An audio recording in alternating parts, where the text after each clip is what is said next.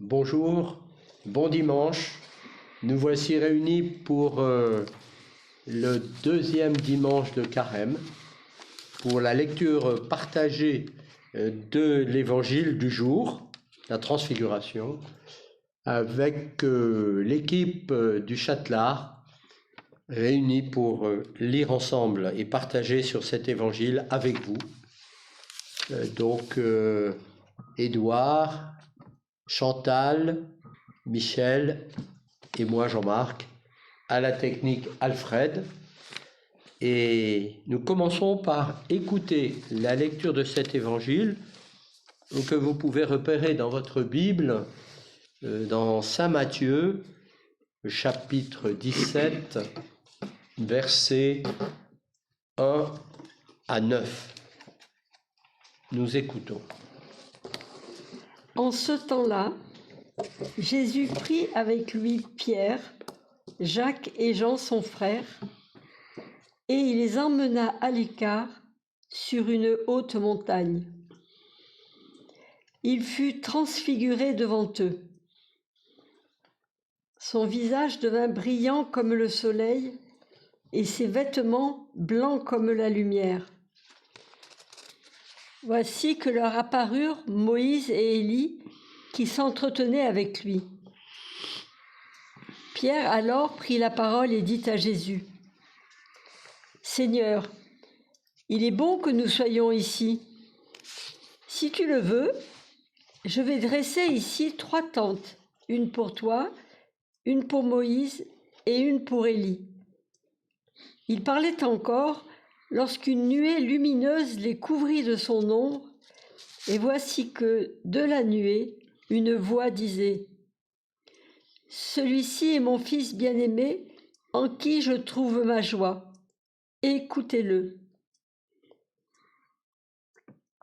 Quand ils entendirent cela, les disciples tombèrent face contre terre et furent saisis d'une grande crainte. Jésus s'approcha, les toucha et leur dit : « Relevez-vous et soyez sans crainte. » Levant les yeux, ils ne virent plus personne, sinon lui, Jésus, seul. En descendant de la montagne, Jésus leur donna cet ordre : « Ne parlez de cette vision à personne, avant que le Fils de l'homme soit ressuscité d'entre les morts. » Nous prenons un petit moment pour relire ensemble ce passage. Chacun le lit et nous prendrons la lecture partagée ensuite. Donc Matthieu, chapitre 17, versets 1 à 9.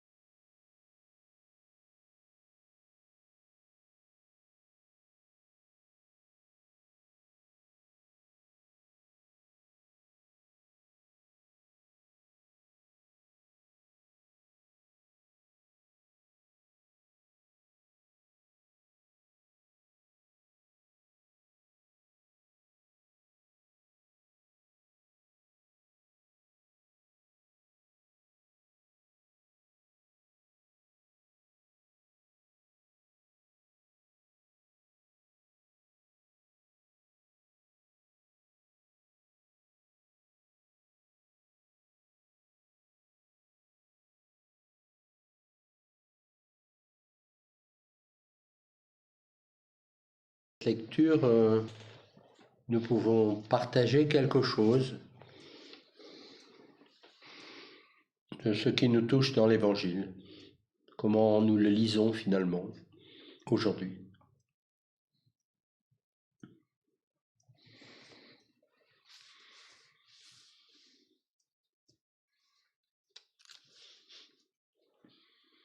Alors ça commence par, dans la formule liturgique qu'il y a en ce temps-là, Jésus prit avec lui Pierre, Jacques et Jean. Dans la Bible, dans l'Évangile, c'est 6 jours après. Mais après quoi? Alors, après que Jésus ait demandé à ses apôtres, voilà, qui suis-je pour vous? Et que Pierre ait dit, tu es le Christ, le Fils du Dieu vivant. Et qu'ensuite Jésus ait fait la première annonce de la Passion. Donc, c'est après cette première annonce de la Passion qu'arrive... Sur une haute montagne, on est dans le même décor que le dimanche dernier avec les tentations, où Jésus l'emmenait sur une haute montagne pour... enfin, c'est le diable qui l'emmenait sur une montagne. Là, on est sur une haute montagne. Et alors, ça me fait penser que, en hébreu, mais j'aurais pu retrouver le mot hébreu, mais la montagne, c'est le même mot qui dit le ventre d'une femme enceinte. Et alors, chaque fois qu'on se retrouve avec le mot montagne, un mot comme ça, on n'est pas loin de l'évocation d'une naissance. Et alors là, comme on a dans ce passage-là à nouveau la nuée lumineuse au verset 5. Voilà, 5. Voici qu'une nuée lumineuse les recouvrit. Ce mot-là, c'est le même que celui qui est employé pour Marie. Elle sera recouverte, il te recouvrira de ton ombre. C'est le même mot, la nuée. Là, on a l'impression, et comme ça se termine sur l'histoire de la résurrection, l'impression que ça donne, c'est qu'il y a l'évocation d'une nouvelle naissance. Voilà. Quelque chose comme ça qui pourrait être évoqué, suggéré, laissé à penser, quoi. Côté que ça vient en plus juste après l'évocation de Moïse. Oui. Et que la nuée lumineuse, c'est ce qui accompagne le peuple dans le désert du temps de Moïse. Qui est aussi, là, du coup, l'évocation de la naissance d'un nouveau peuple, quoi, avec ça. Et Moïse est aussi allé sur la montagne pour recevoir les lois. Oui. Moïse est allé aussi sur la montagne pour recevoir la nouvelle loi. Oui. Et quand il redescend vers le peuple, on raconte qu'il est tellement lumineux qu'il doit mettre un voile sur son visage pour que le peuple puisse... Alors, on comprend ici que les 3 apôtres, Pierre, Jacques et Jean, c'est tellement fort la lumière qu'en fait, on voit ça dans les icônes, ils se prosternent, enfin oui, la se mettent face vers le contre sol. terre, Voilà. Saisi d'une grande crainte. Oui, c'est ça, cette transfiguration, cette métamorphose, ça dépend comment on traduit, mais on traduit habituellement transfiguration, mais c'est le visage lumineux comme ça, oui, c'est ça, ça fait penser à Moïse quand il redescend de la montagne. Voilà, avec exactement. C'est exactement ça. Alors Moïse n'est pas tout seul, puisqu'il y a Moïse et Élie qui sont avec Jésus et qui s'entretiennent avec lui. Eh oui. Alors de quoi s'entretiennent-ils? Et sinon, de ce que Jésus va vivre après la passion qu'il vient d'évoquer. On est au milieu, enfin on est au chapitre 17, donc bien avancé dans l'Évangile, et donc tous les deux ont pu vivre des choses difficiles. On se rappelle Élie, qui voulait mourir tellement il était recherché par la police de la reine de Jézabel. Oui, ils s'entretiennent de la passion et peut-être de la résurrection. Ça va ensemble, mais puisque ça se termine l'épisode par ne parler de cette vision à personne avant que le Fils de l'homme soit ressuscité d'entre les morts. Oui. Il y avait déjà programmé, annoncé dans le texte de Matthieu. Surtout qu'Élie a fini par il n'est pas mort, il est monté au ciel. Il est monté avec son char de feu. Monté au ciel, oui. Voilà, au ciel. Et Élie, c'est un prophète du nord, de la Galilée, du pays de Jésus. Donc c'est un prophète dont il est proche, dont Jésus est proche, quoi. Et Moïse, on ne sait pas où il a disparu. Oui. On sait pas où il est. On sait qu'il meurt dans les environs du mont Nebo, mais on n'a pas de. Il n'a pas de tombeau. Il n'a pas de cimetière. Enfin, il n'y a pas de tombeau. Il n'y a pas d'endroit où on puisse retrouver la tombe de Moïse. Ils ont disparu quoi, dans le ciel. Enfin, ils sont pas morts comme des gens normaux. Et puis on peut les considérer comme les deux grands témoins de l'Ancien Testament avec le prophète Moïse, le prophète Élie et Moïse, la loi. Enfin, c'est la loi et les prophètes avec qui Jésus s'entretient. Il parle de la fin, en tout cas, voilà. Il parle de la fin de l'histoire, de la passion, et puis comment ça va se terminer. En disant, relevez-vous, n'ayez pas peur.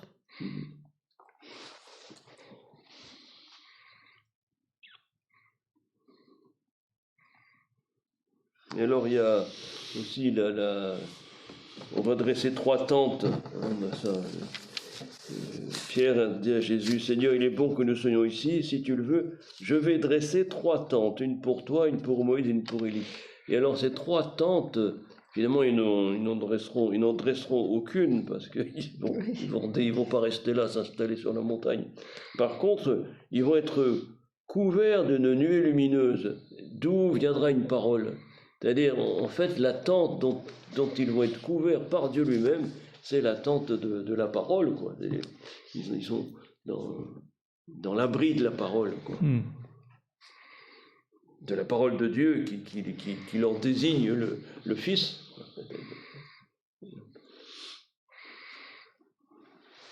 Oui, ils sont couverts par la nuée lumineuse, quoi. Les pris sous son ombre. Et de la nuée, il y a la voix qui parle.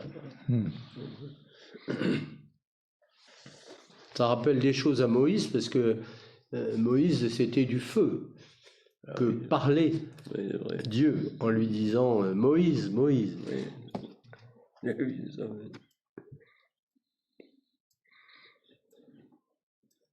Et alors, il lui dit, Dieu leur dit, « Celui-ci est mon fils bien-aimé, qui a toute ma faveur, écoutez-le. » Voilà, on pourrait dire une parole paternelle, complètement à l'opposé du démon, de Satan, qui disait dimanche dernier, « Si tu es fils de Dieu ». Là, il n'y a aucun « si ». Dieu leur dit, celui-ci, en parlant de Jésus. Et c'est pas réservé à Jésus. C'est Jésus qui entend ça, mais les disciples aussi, et à travers les disciples, finalement, c'est toute la foule qui va entendre ça. Pas tout de suite, parce qu'ils leur dit d'abord de se taire, mais... Remarque, c'est tellement impressionnant de l'entendre qu'ils en tombent la face contre terre, tout effrayé. Donc, nous, ça nous paraît une parole assez simple, enfin, je veux dire, mais non. Là, c'est une autre traduction dans l'AELF, ça, celui-ci est mon fils bien-aimé, en qui je trouve ma joie. Là, c'est qui a toute ma faveur, c'est pas tout à fait la même chose. C'est la joie de Dieu, là, Oui, l'idée du choix, en tout cas. Il a été élu. Je sais pas comment, oui. C'est un peu la suite du baptême, puisque celui-ci est mon fils bien-aimé, en qui je trouve toute ma joie, ou ce qu'on voudra, mais c'était déjà dit au baptême. Alors là, il y a une parole en plus maintenant qui s'ajoute. Il y a un pas de plus, écoutez-le. Écoutez-le. Il y a un pas de plus. Écoutez. Oui, et puis maintenant c'est dit aux autres. C'est dit pas à Jésus. Oui. Pas Jésus peut entendre. Ouais.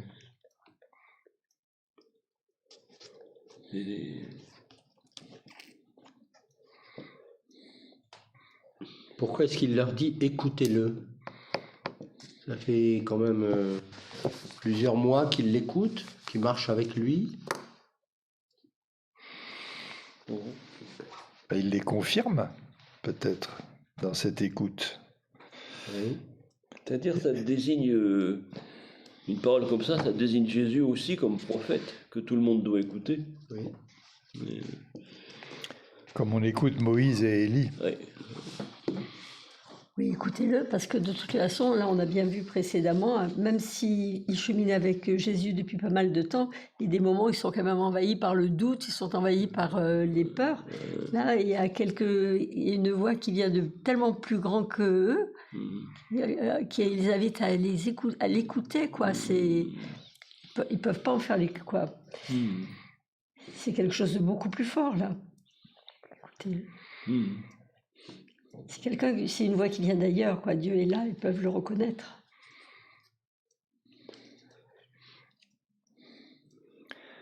Mais ce que je trouve intéressant aussi, c'est qu'on a, alors ils ont la crainte, en effet, au verset 6, la face contre terre, c'est une grande crainte. Et on a au verset 7 aussitôt, soyez sans crainte, Jésus qui dit, relevez-vous, soyez sans crainte. Et on a déjà le schéma des rencontres du ressuscité. Ouais.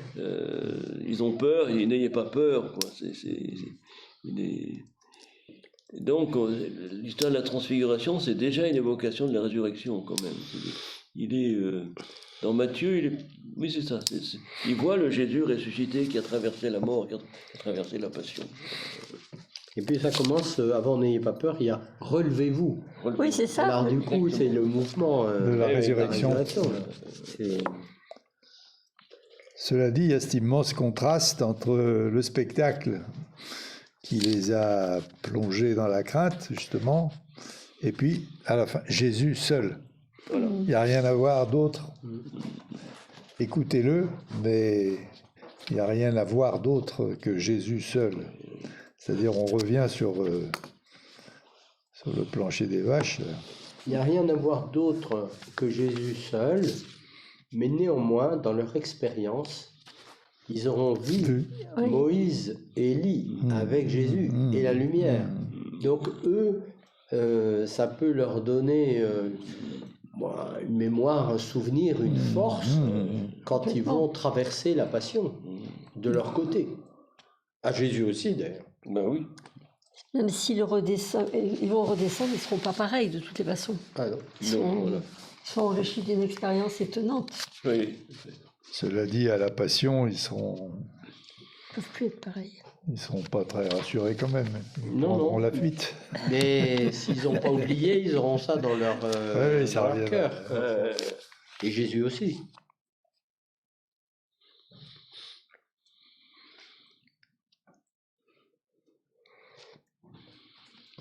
Oui, mais c'est des événements, en tout cas, quand ils retrouveront Jésus à la résurrection,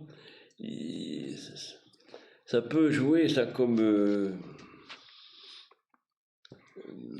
souvenir, quoi. Oui, on a déjà quelque chose comme ça. C'est pas la première fois d'une certaine façon, quoi. Ça peut jouer comme une prémonition, je sais pas comment dire, enfin, une de pierre d'attente pour cette expérience-là.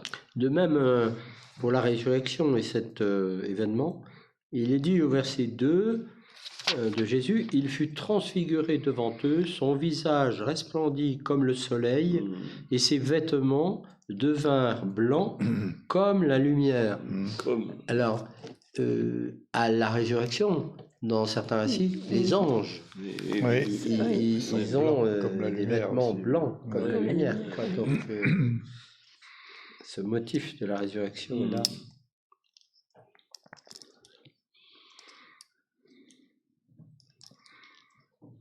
Ce qui est étonnant, c'est pourquoi Pierre, Jacques et Jean.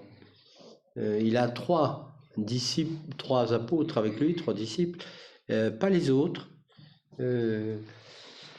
Donc, on retrouvera la résurrection Pierre et Jean. Il n'y aura pas Jacques. Il n'y aura pas Jacques. Il y aura Madeleine à la place. Voilà. Et là, c'est un tout petit groupe, c'est plus proche. Non, Pierre, Jacques et Jean, c'est ceux qui ont été au Jardin des Oliviers, non ? Oui. À l'agonie. Qu'il a appelé avec lui pour prier. Qu'il a distingué déjà du reste du groupe. Mais c'est aussi, c'est comme les 3 tentations. c'est le chiffre 3 aussi. C'est aussi un effet de rhétorique. Il dit, à partir de 3, on désigne tout le monde, quoi. Ah ouais.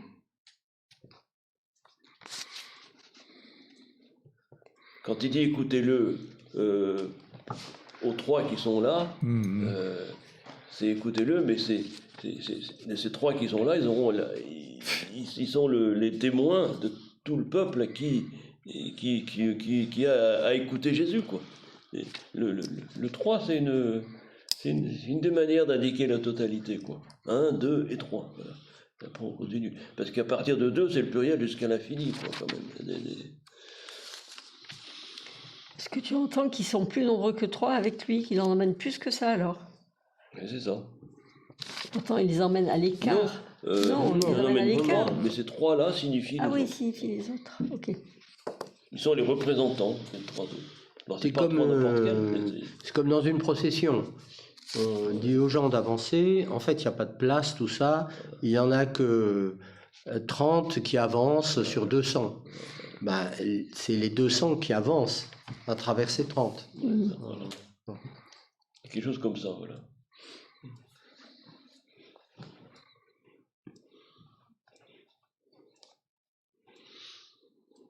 C'est pas aussi Pierre, Jacques et Jean qui seront avec Jésus pour une fille que Jésus va... Talitha Koum. Talitha Koum. Oui, la fille de Jaïr. Ouais. Oui. Il emmène avec lui Ouais. Pierre, Jacques et Jean. Oui, tout à fait. Et il la relève. Eh bien oui, Relevez-vous. justement, lève-toi. Oui, ils sont les témoins privilégiés. Étonnant Il aussi les parce que toucha. Pardon. il le toucha. Oui. Jésus s'approcha, les toucha. Oui. C'est vrai qu'ils ont la face contre terre, alors... Comme la fille de Jaïr. alors, il les toucha et leur dit relevez-vous. Même il toucha la civière aussi de celui qui était mort. Il toucha le lépreux. Et alors il toucha le lépreux. Oui. C'est-à-dire il y a un mélange d'extraordinaire et de tout concret habituel. D'humanité.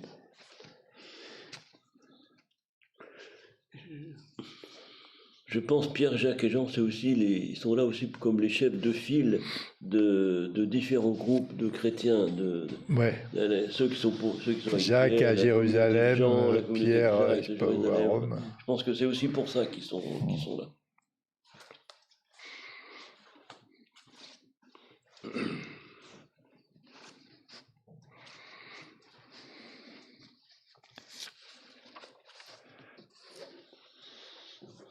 Il y a un condensé là. Pierre, Jacques et Jean, Moïse, Élie. Et Pierre, il est toujours un peu identique. Il a besoin de fer pour dépasser en fait ce qui le submerge. Il a besoin d'être. Et c'est toujours lui qui est chargé d'un premier mouvement. Oui. Je vais faire ici 3 tentes. Je trouve que ce qui est c'est pas facile à comprendre pourquoi il dit de rien dire à la fin.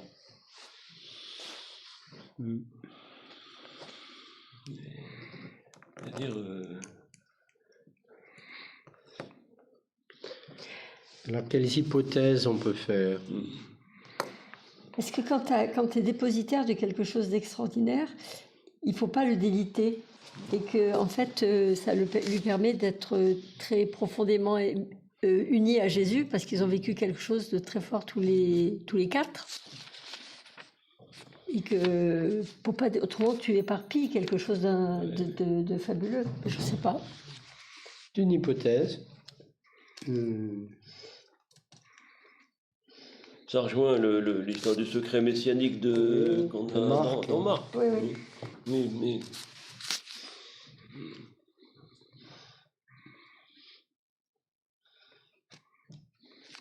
C'est-à-dire qu'en fait, le mystère de la résurrection dont il a déjà parlé, il sent très bien que c'est quelque chose de tellement grand que ça n'arrive pas jusqu'au cœur des disciples. C'est trop fort, c'est trop... Donc, parler de cette expérience-là avant ça, je trouve que c'est logique. Ils comprendront après. Oui. Oui. C'est-à-dire qu'il faut vivre la chose. Voilà. Ils ont à vivre le parcours, ils ont à vivre le chemin, pas en parler. Oui, je crois que c'est vrai, oui. C'est une expérience personnelle, quoi. C'est un parcours, c'est un chemin qui doit d'abord être vécu. Voilà. Ensuite, on dira ce qu'on voudra, mais... Puis il y a peut-être quelque chose d'incommunicable. Oui, c'est ça qui dépasse. C'est-à-dire que ils nous transmettent par l'Évangile. Mais peut-être à leur époque, pour transmettre ça, c'était avant la résurrection. C'était impossible, c'était trop grand. Trop grand, oui. Trop...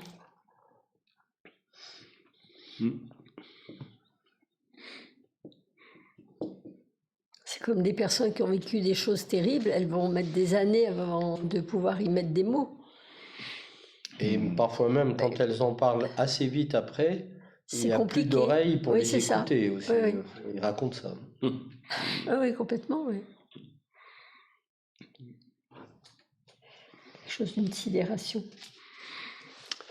Voilà, donc nous allons vous laisser à méditer à votre tour, à votre place, seul ou à plusieurs, cette parole de ce deuxième dimanche du carême, la transfiguration, dans Matthieu, au chapitre 17, versets 1 à 9. Donc nous vous disons bonne semaine et nous vous retrouverons dimanche prochain, 3e dimanche de carême. Au revoir.